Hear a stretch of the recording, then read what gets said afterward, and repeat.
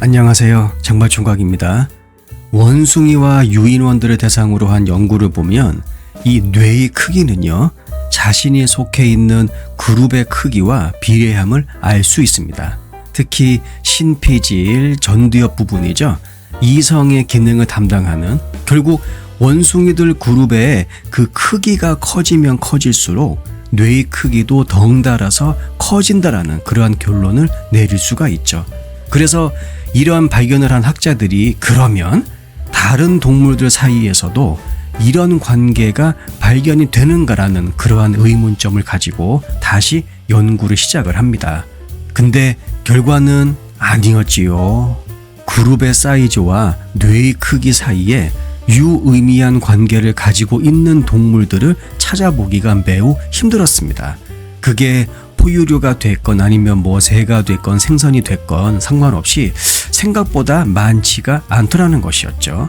대신에 이들이 발견한 것은 무엇인가? 바로 일부 일처제를 유지하는 동물들이 가장 큰 뇌를 가지고 있다라는 것이었습니다. 처음에 이 과학자들은 일부 일처제를 하는 동물 종이 가장 큰 뇌를 가지고 있다라는 사실에 굉장히 당혹해 했죠. 왜냐하면 연구 초기에 이 과학자들은 일부 일처제가 아닌 일부 다처제나 아니면 난잡한 그 짝짓기를 하는 그 시스템을 가지고 있는 동물들이 감당해야 될 여러 가지 부담 때문에 아무래도 머리 짱돌을 열심히 굴려야 하니까 이놈들 뇌가 크겠구나라고 생각했기 때문입니다. 그도 그럴 것이 자기 암컷을 다른 잡것들이 노릴까 항상 노심초사해야 되고, 그래서 가끔은 목숨 걸고 싸워야 되거든요. 인간 사회도 마찬가지로 동시에 와이프를 여러 명 관리하는 거 보통 힘든 일이 아닙니다. 그리고 본 마누라 놔두고 다른 여자와 바람을 핀다고 하더라도 서로의 존재를 모르게 유지시켜가는 거, 이 대충 생각을 해봐도 상당한 난이도를 가지고 있는 작업이죠.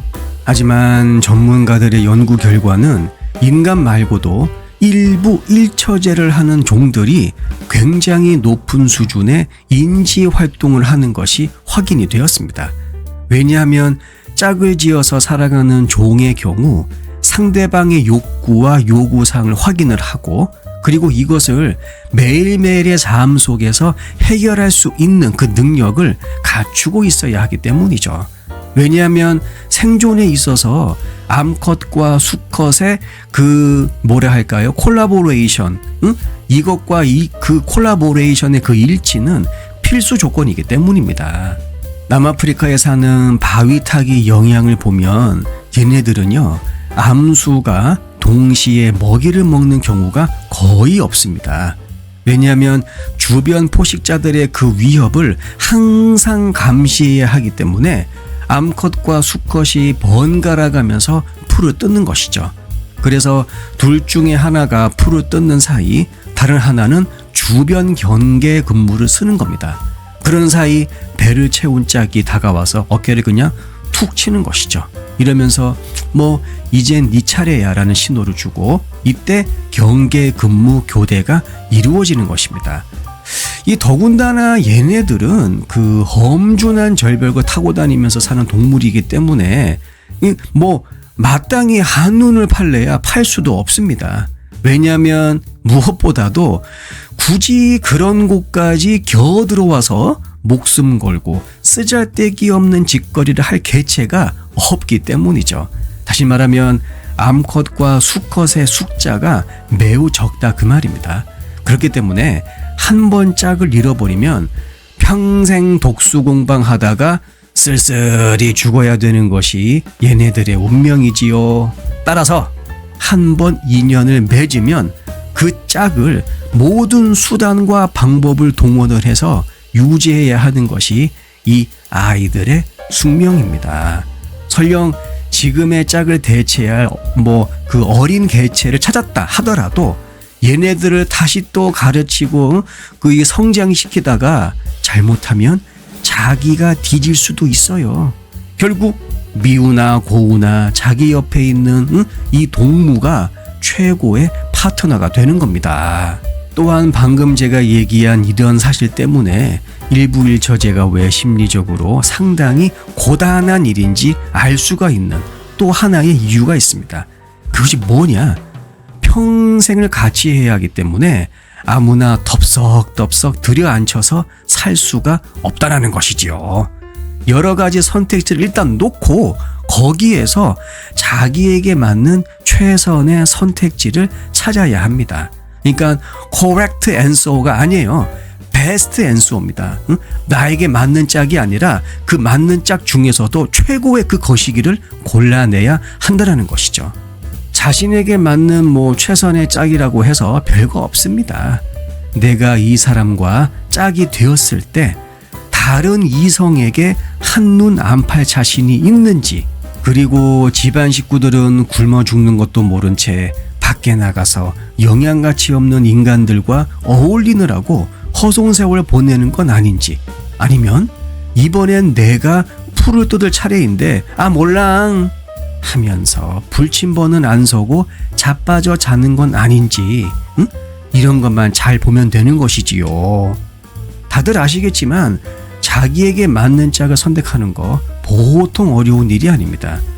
요새 결혼 정년기의 남녀들이 결혼은커녕 연애도 기피하는 대표적인 이유 중에 하나가 무엇입니까?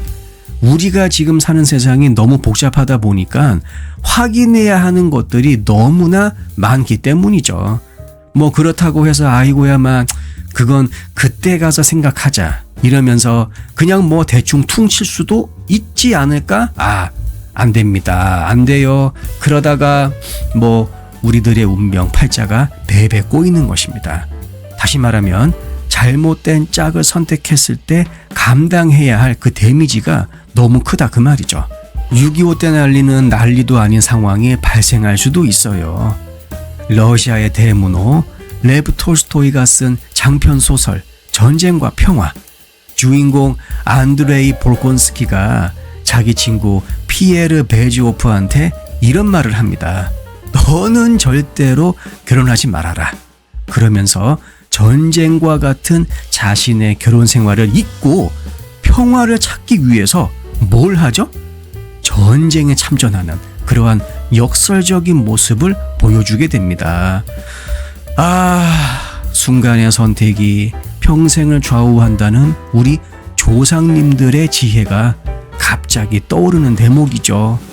결론적으로 한 사람과 검은 머리 팥불이 될 때까지 사는 것이 정신적으로 매우 고단한 일이기 때문에 이 업무를 슬기롭게 하기 위해서는 어쩔 수 없습니다.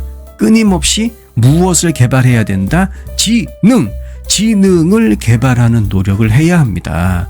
상대방이 나를 언제든 떠나갈 수 있다는 가능성을 항상 열어둔 채 약간의 긴장감을 유지하는 것도 필요해 보이죠.